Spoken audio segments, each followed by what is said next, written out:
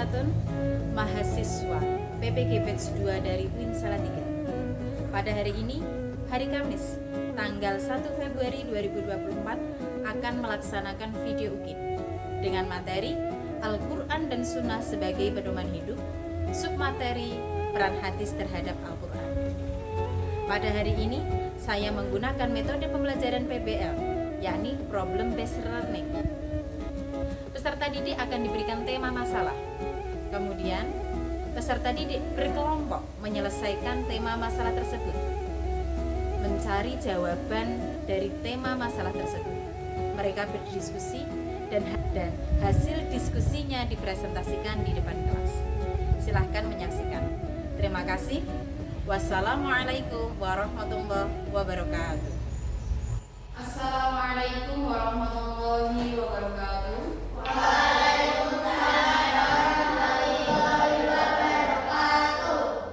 Mari kita awali pelajaran pada pagi hari ini, yaitu hari Kamis, tanggal 1 Februari 2024. Diawali dengan berdoa terlebih dahulu. Ya, silakan ketuanya. Kita berdoa mulai.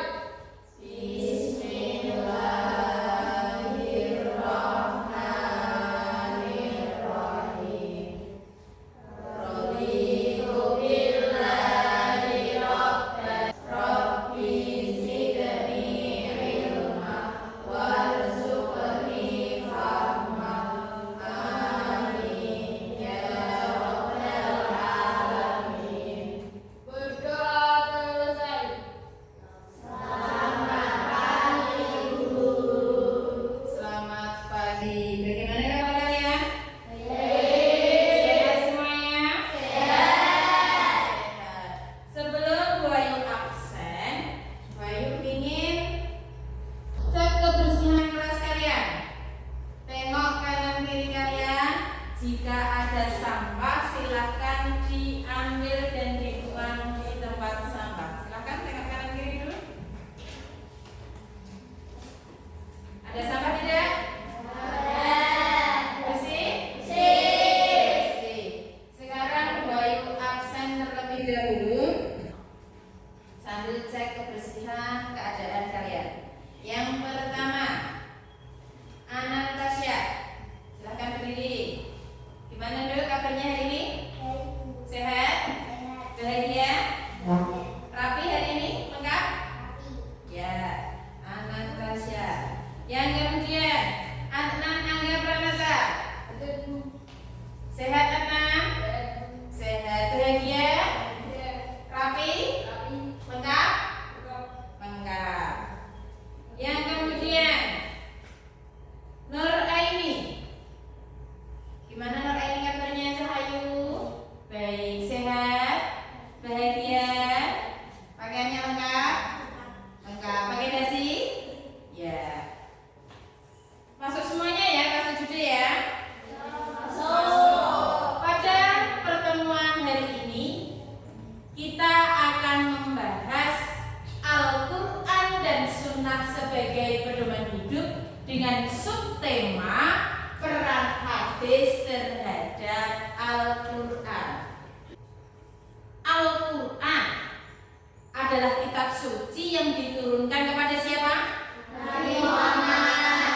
Diturunkan kepada Nabi Muhammad SAW dengan perantara siapa? Malaikat Jibril. Malaikat Jibril itu yang bertugas menyampaikan wahyu dari Allah kepada Nabi Muhammad, dan Al-Quran itu berbahasa hanya Al-Quran kitab suci yang berbahasa Arab. Kemudian barang siapa yang mau membaca Al-Quran maka bernilai ibadah. Al-Quran itu terdiri berapa juz? Ada 30 juz. Biasanya surat-surat di juz 30 ada yang tahu? Surat juz 30 seperti apa? Al-Ikhlas. Al-Ikhlas yang bacanya bagaimana? Qul huwallahu ahad. Terus apa namanya juz 30? Anas. Bacanya bagaimana?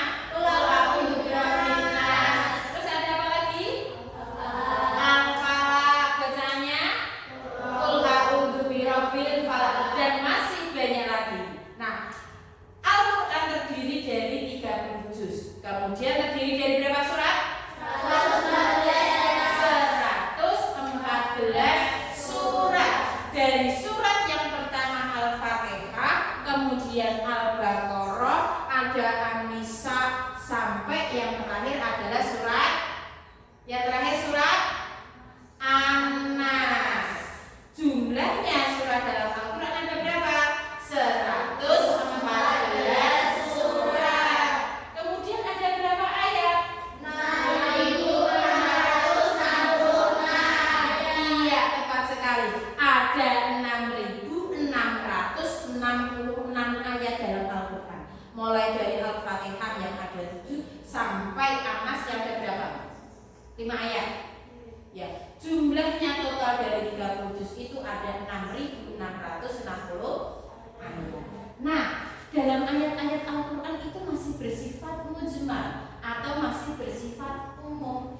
Masih bersifat umum, ya. Sehingga apa? Membutuhkan penjelasan, sehingga membutuhkan penguatan. Maka diperlukannya hadis. Hukum yang pertama apa? Al-Quran. Kemudian di sini karena Al-Quran sumber hukum yang pertama dan hadis sebagai penjelas atau sebagai penguat, maka diperlukannya hadis. Nah, satu ayat tanya di sini. Siapa yang ingin belajar tentang peran hadis terhadap Al-Quran? Siapa? Semangat semuanya ya. Nah, pada pembelajaran hari ini, materi yang kita pelajari yang pertama adalah tentang pengertian dan nama lain hadis. Kemudian ada jenis hadis. Setelah jenis hadis, yang ketiga ada konsep dari peran hadis terhadap Al-Quran. Ada bayan, ada bayan, ada bayan, dan ada bayan. Konsep itu nanti ada 4: bayan tafsir, bayan takrir, bayan tasri, dan bayan nas. Tujuan pembelajarannya apa? Diharapkan kalian nanti setelah belajar pada materi ini, satu, kalian dapat memahami pengertian hadis. Hadis itu apa toh? Kalian paham. Kemudian juga tahu tentang nama lain dari hadis. Yang kedua, kalian juga dapat menyebutkan jenis-jenis hadis. Yang ketiga, kalian dapat menganalisis peran hadis terhadap Al-Quran. Iya, peran hadis terhadap Al-Quran tadi apa saja? Bayan, takrir, bayan, tafsir, bayan, tasri, dan bayan nas. Nah, kegiatan pembelajarannya bagaimana? Yang pertama nanti Wahyu akan menjelaskan pengertiannya hadis, nama lain hadis, dan jenis hadis. Kemudian kalian nanti akan diberikan tema masalah, yaitu tentang konsep peran hadis terhadap Al-Quran.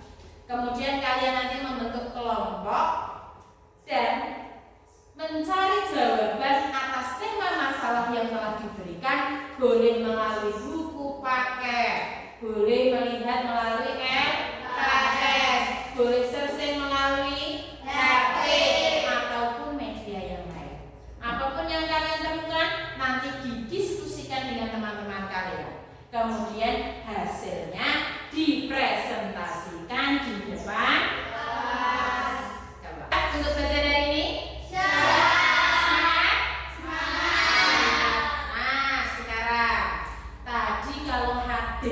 hadis itu adalah apa tadi? Sumber hukum yang kedua. Berarti sekarang pengertian secara istilah hadis itu apa? Hadis secara istilah itu apa? Ada yang tahu? Ada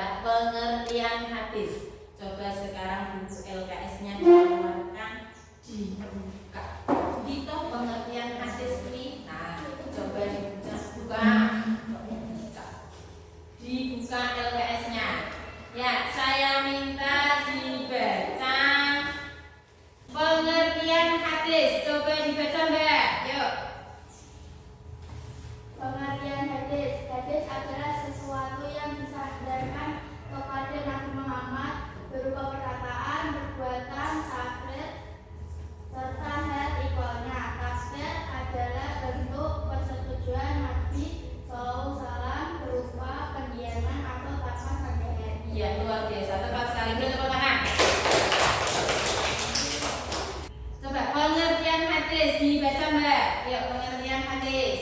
Hadis adalah sesuatu yang disandarkan kepada Nabi Muhammad berupa perkataan, perbuatan, takrir, serta hal iklannya. Takrir adalah bentuk persetujuan Nabi Shallallahu Alaihi Wasallam berupa pendiaman atau tanpa sandaran. Iya, tepat sekali. Beri tepuk tangan. Ya, hadis itu apa? Sesuatu yang disandarkan kepada Nabi Muhammad, baik berupa baik berupa serta hal ihwal lainnya. Takrir itu apa sih takrir? Takrir itu adalah ketetapan Nabi Muhammad, baik berupa pendiaman atau tanpa sanggahan Nabi Muhammad Shallallahu Alaihi Wasallam. Sekarang tentang nama lain hadis. Nama lain hadis itu ada 3. Yang pertama ada yang kedua ada yang ketiga ada asar. Sunnah, hadis, sunnah, khobar, asar. Nama lain tapi sesuatu yang berbeda. Hadis adalah perkataan, perbuatan dan ketetapan Nabi Muhammad SAW. Nama lainnya adalah bisa disebut juga sunnah. Lalu sunnah itu apa? Coba Mbak dibaca. Sunnah adalah segala yang dinukilkan dari Nabi Shallallahu Alaihi Wasallam, baik berupa perkataan, perbuatan, takrir, pengajaran, sifat, kelakuan, perjalanan hidup baik sebelum Nabi diangkat jadi Rasul atau sesudahnya. iya. Sunnah adalah segala sesuatu yang dinukilkan dari Nabi Muhammad Shallallahu Alaihi Wasallam. Dijawab toh. Nabi Muhammad Shallallahu Alaihi Wasallam. Baik berupa perkataan, baik berupa takrir dan pengajaran, sifat kelakuan perjalanan hidup, baik Nabi sebelum diangkat menjadi Rasul maupun sesudah diangkat menjadi Rasul. Ada sunnah. Yang kedua ada khobar. Khobar itu berita. Lalu pengertian khobar apa? Coba dibaca Fitri. Khobar adalah segala berita yang datangnya dari selain Nabi Muhammad Shallallahu Alaihi Wasallam. khobar berita yang datangnya dari selain Nabi Muhammad Shallallahu Alaihi Wasallam. Berita itu datangnya dari selain Nabi, tetapi yang memberi berita itu adalah Nabi. Jelas deh. Kalau sunnah segala sesuatu baik Nabi sebelum diangkat menjadi Rasul maupun sesudah diangkat menjadi Rasul. Kalau khobar berita yang datangnya dari selain Nabi Muhammad Shallallahu Alaihi Wasallam. Yang ketiga ada asar. Apa itu asar?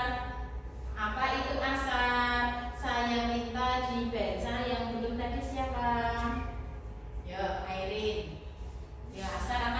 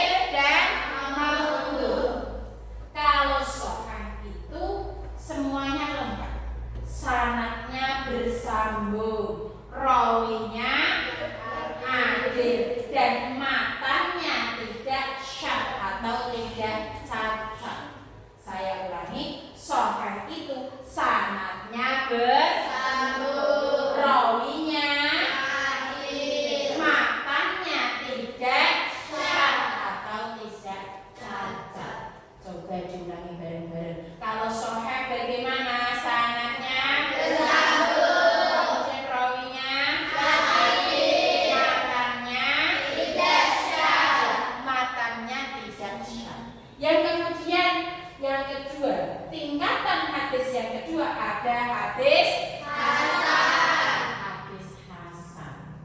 Hadis hasan. Di sini perbedaannya ada sedikit kelemahan pada rawinya, periwayatnya. Nah, apa hadis hasan itu? Berarti sanadnya bersambung, tetapi ada sedikit kelemahan pada rawi-rawinya. Betul sekali, ada sedikit kelemahan pada rawi-rawinya. Yang ketiga, hadis dhaif, sanadnya tidak bersambung, rawinya lemah, hadis dhaif. Dan tingkatan yang keempat adalah hadis maudhu. Dan hadis maudhu ini bisa dicurigai dinamakan hadis palsu. Dan yang menjadi pedoman, tadi pedoman umat Islam yang pertama tadi apa? Al-Quran. Lalu pedoman yang kedua adalah hadis. Nah, hadis yang dapat dijadikan pedoman umat Islam itu adalah hadis jenis yang pertama, yaitu hadis sahih yang sanadnya bersambung dan rawinya yang adil. Nah, sekarang tentang peran hadis terhadap Al-Quran. Ada bayan, ada bayan, ada bayan, dan ada bayan. Tema masalah yang akan diberikan kepada kelompok kalian adalah tentang bayan takrib, bayan tafsir, bayan tasyri, dan bayan nasr. Kelompok 1 akan membahas tentang bayan tafsir. Kemudian kelompok 2 akan membahas tentang bayan takrib. Dan kelompok 3 akan membahas tentang bayan tasyri, dan kelompok 4 akan membahas tentang bayan nasr. Setiap kelompoknya nanti menulis hasil diskusinya, kemudian hasil dari diskusinya apa yang kalian cari tadi, lewat apa tadi, lewat paket bisa, LKS bisa, kemudian PHP bisa. Kalian diskusikan dengan kelompok kalian, kemudian mana yang sesuai dengan tema masalah kalian didiskusikan, hasilnya dipresentasikan di depan kelas. Paham? Ada yang ditanyakan? Ya, sebelum kalian berdiskusi, agar semangat kalian tetap semangat, ya, agar kalian tetap semangat, kita ice breaking terlebih dahulu. Oke? Siap?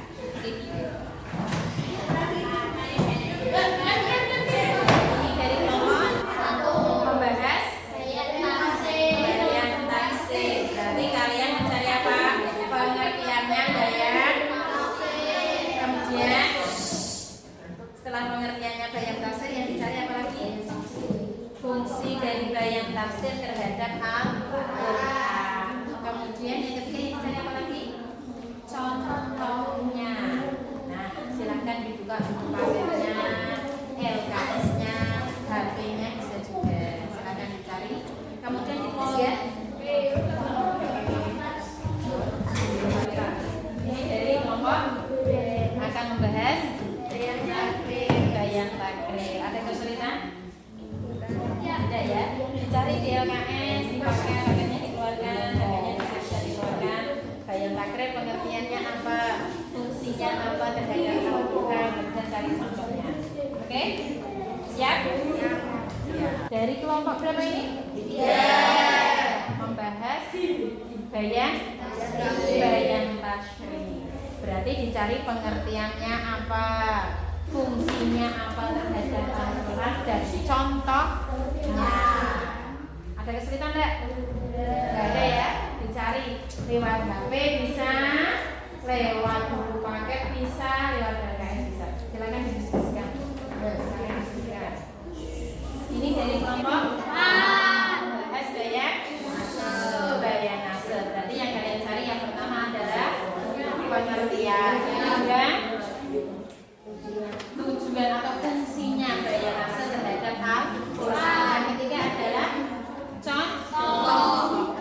Dibuka pasisnya, digunakan catatannya juga oke. Dicari nanti didiskusikan dan dipresentasikan di kelompok. Oke, sampai selesai. Sudah ya. Kalau sudah selesai, berarti sekarang waktunya untuk presentasi.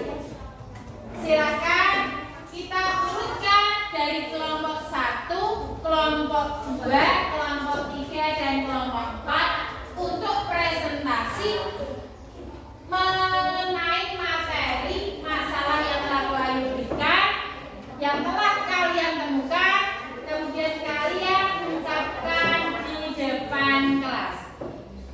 Nah, sekarang waktunya presentasi kelompok 1. Beri tepuk tangan untuk kelompok 1. Assalamualaikum warahmatullahi wabarakatuh.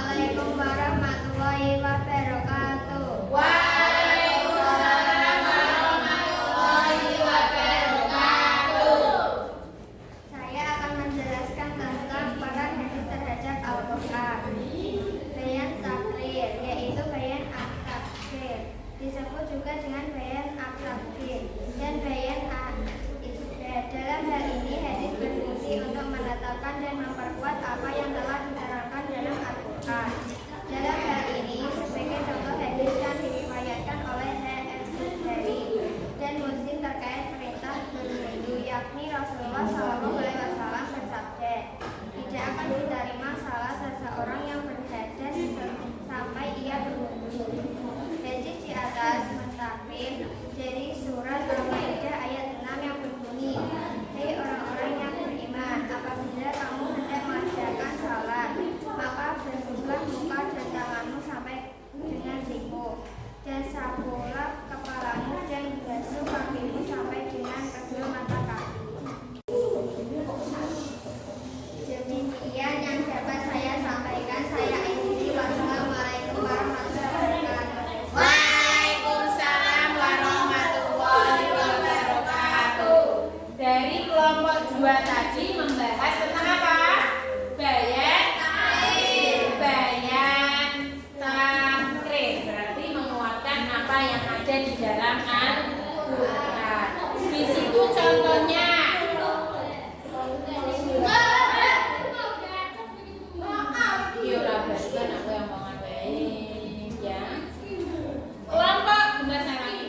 Kelompok 2 tadi membahas tentang bayan takrib, berarti menguatkan apa yang ada di dalam Al-Quran. Contohnya adalah surat Al-Maidah ayat 6, yaitu tentang Allah memerintahkan untuk melaksanakan sholat, zakat. Kemudian hadis Nabi juga menjelaskan tentang bagaimana tata caranya sholat, bagaimana tata caranya zakat. Ya, luar biasa untuk kelompok 2. Beri tepuk tangan untuk kelompok 2. Assalamualaikum warahmatullahi wabarakatuh. Waalaikumsalam warahmatullahi wabarakatuh. Kami dari kelompok 3 ingin mempresentasikan hasil diskusi kami. Bayan tasri yaitu bayan at-tasri adalah mewujudkan suatu hukum atau ajaran yang tidak didapati dalam Al-Quran. Biasanya Al-Quran hanya menerangkan pokok-pokoknya saja. Contohnya hadis mengenai zakat fitrah di bawah ini. Rasulullah telah mewajibkan zakat fitrah kepada umat Islam pada bulan Ramadan atau Syawal atau gandum untuk setiap orang, baik merdeka atau hamba, laki-laki atau perempuan. Demikian yang dapat saya sampaikan. Saya akhiri. Wassalamualaikum warahmatullahi wabarakatuh. Waalaikumsalam warahmatullahi wabarakatuh. Kelompok 3 tadi membahas tentang bayan tasyrih. Bayan tasyrih. Apa itu bayan tasyrih tadi? Yaitu Mewujudkan suatu hukum atau ajaran yang tidak didapati dalam Al-Quran. iya, mewujudkan hukum yang tidak ada atau yang tidak didapati dalam Al-Quran.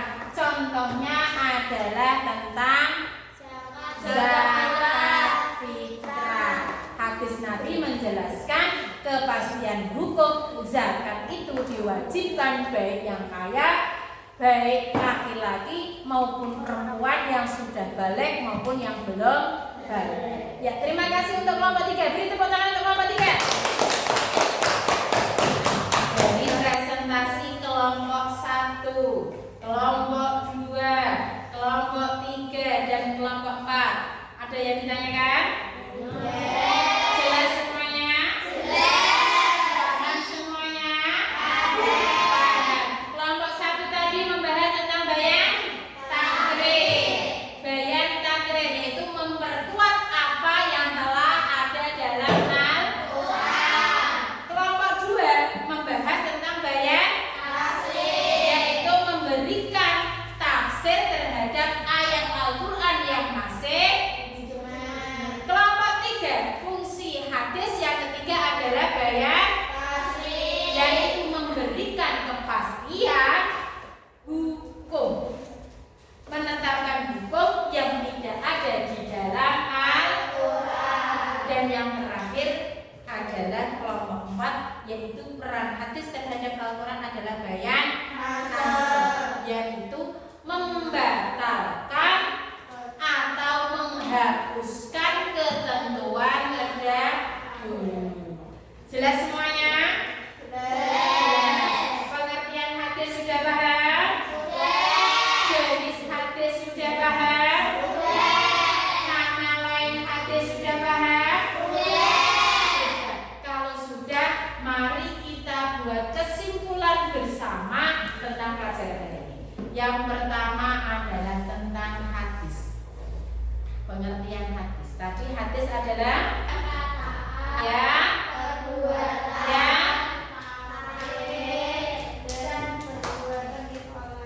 yuk kita ulangi. Hadis adalah perkataan takrir Nabi Muhammad Sallallahu Alaihi Wasallam. Kemudian jenis hadis ada hadis ada hadis ada hadis dan ada hadis kemudian tadi nama lain hadis ada